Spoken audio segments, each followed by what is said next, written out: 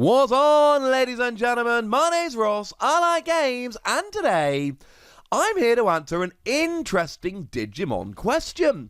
You see, we had that, well, there was a survey that went around from Bandai a little while ago, and one of the questions they asked was, essentially, do you think Digimon is hard to collect? Here we go. Do you find the Digimon card game easy to collect? Yes, it's easy. Just the right amount. It's hard to collect. And I thought this warranted a video because honestly, the answer here, as far as I'm concerned, we have a two-pronged answer. Now, I am trying to collect Digimon to a degree. Weirdly, I'm collecting Japanese promo packs and starter decks. Not cards or packs. Promo packs, tamer packs, things of that nature, and starter decks. And I'm trying to get one of every English card. And essentially, we can really put these into three categories. We've got ordinary cards, alternate arts and secret rares, and promos. And I think when we're looking at how easy the Digimon TCG is to collect, we need to look at those three categories. Because honestly, right, if we look at things, whether they are easy to collect or not, it really does come down. Like, let's start off with the first category, right? Just your ordinary everyday cards, super rare and below. Now, I turned around last week. I wanted to play in a webcam tournament at my local game shop. But I hadn't actually... I bought a bunch of 1.5, but I hadn't really built that Ceresmon deck I had been desperately trying to build. So I went to try and buy a playset of Ceresmon. I wondered how much it was going to cost. Very little. Heading over to eBay, there are two on there for like $9 and a pair on there for $14. So kind of $7 to $9 for Ceresmon. It's not. And Ceresmon's a good playable one. Craniumon is a pretty good one that we seeing a whole bunch of play. I faced a Craniumon deck in the tournament. And again, this one can be picked up. There's one on there for like $7, one on there for $8. It's a pretty cheap card. Even these super rares, they're generally like $10 or below. So if you want to build a collection of super rares in terms of Digimon, you are going to be pretty easy. Now, there are always going to be some exceptions. I mean, take for instance Omnimon. Now, Omnimon is technically a super rare, but it also happens to be by far the best super rare in terms of Booster 1.0. So if you want to get yourself an Omnimon, you're probably going to have to pay somewhere in the region of $90. That seems to be about the going rate. Okay, fair enough. If I go onto eBay right now, there's a buy it now for $89. There's one which is ending today on $85. And honestly, at the moment, people need to just ignore that. Just go and buy the $90 one, because that $85 one is going to end up selling for more, and that's a little bit silly. So there are exceptions, right? And Omnimon is an exception. Super playable cards like Omnimon are exceptions, but generally speaking, super rare and below, you're looking pretty gosh darned easy. I mean, Ragnar Lordmon is one that's got a little bit of hype in our current format. I can go and buy a playset of that right now for $55 for 4.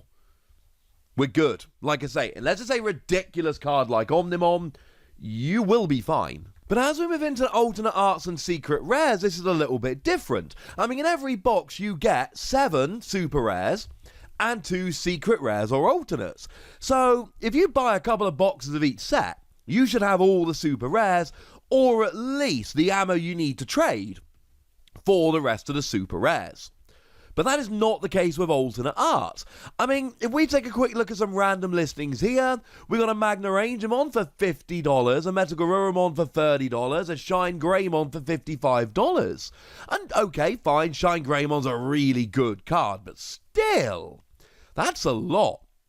I mean, I showed you Ceresmon earlier and how Ceresmon really is not some kind of powerhouse card in terms of value, and actually, I'm still going to pay $30 over on eBay at the minimum if I want to get an alternate art version of this. And then, of course, we get to the playable secret rares.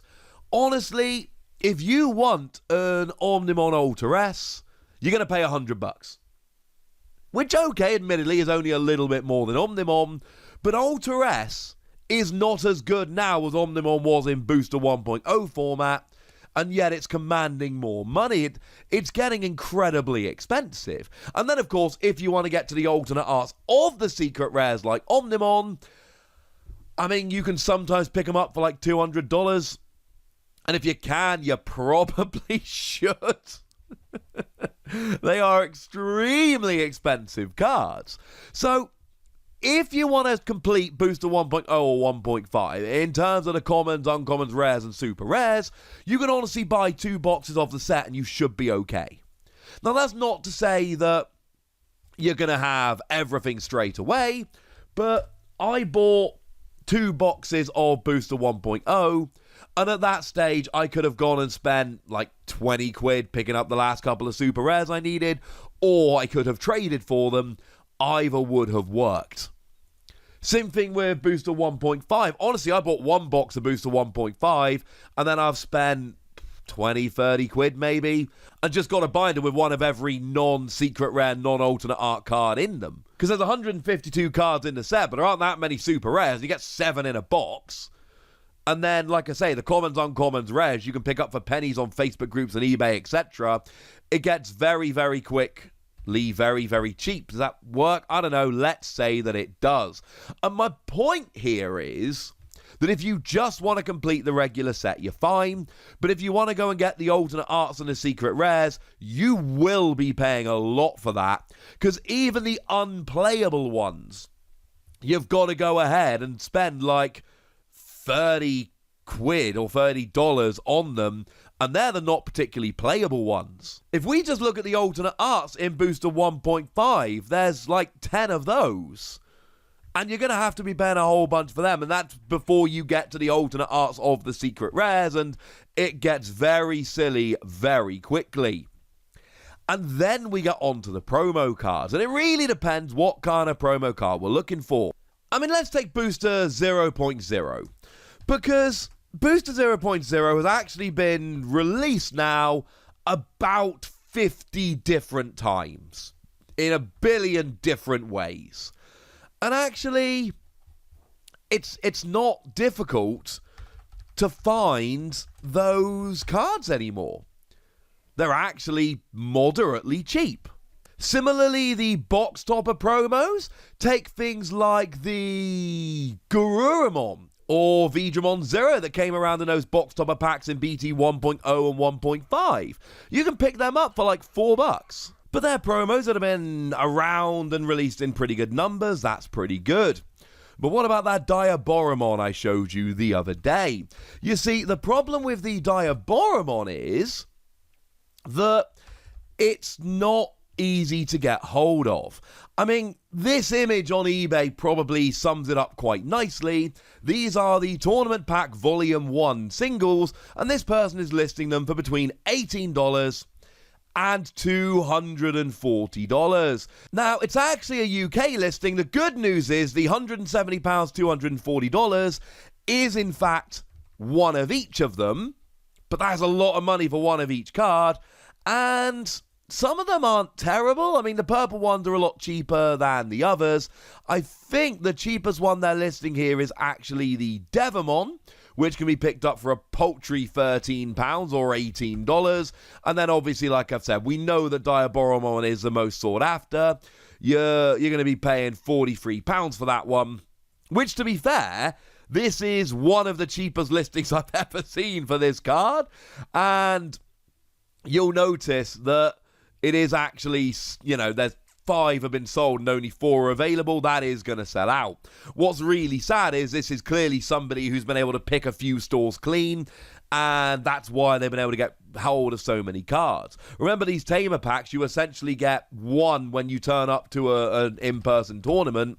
There's only 32 being sent to every game store that are going to be holding these events. So each game store is only going to actually get a play set of each of them. So when you have people who are clearing out game stores and selling them on eBay, it really doesn't help those of us who are actually turning up to tournaments. My point is, it is very difficult when you start building in the promos. And the Tamer packs are the worst of the promos so far, let's be clear. The box tops and all are not so bad. But the point I'm making is that it's getting very, very silly very, very quickly when you start building in the alternate arts and the promos. If, like me, you want to get a binder with one of every non-alternate art card in, and you're willing to forego some of the more expensive promos, it's not that difficult to collect at all. I'm buying like 2 boxes of each set and it's fine. And I got a whole bunch of trade bait rolling. But if you want to actually collect with every secret rare and every alternate art, yeah, you are going to be paying, ladies and gentlemen. You are going to be paying. So, is the Digimon TCG hard to collect? Well, I suppose it depends now, doesn't it? So there we go, ladies and gentlemen. That's what I think about all of this. But now it's over to you guys. What do you think? Do you think it is really difficult to collect in comparison to other card games? Or is it really not that bad? Let me know in the comment section. Go nuts. Be nice. And then make sure you like this video, subscribe to this channel, follow me on Twitter at TheWasi. That's where we talk Digimon and a whole bunch of other card games. And please do consider checking out patreon.com/PTCGradio, where you can support the channel, get some bonus podcasts and all kinds of fun things. But by far the most important thing as always, look after yourselves till next time, would ya? Thank you very much for watching. My name's Ross, and you've been watching Wasi Plays.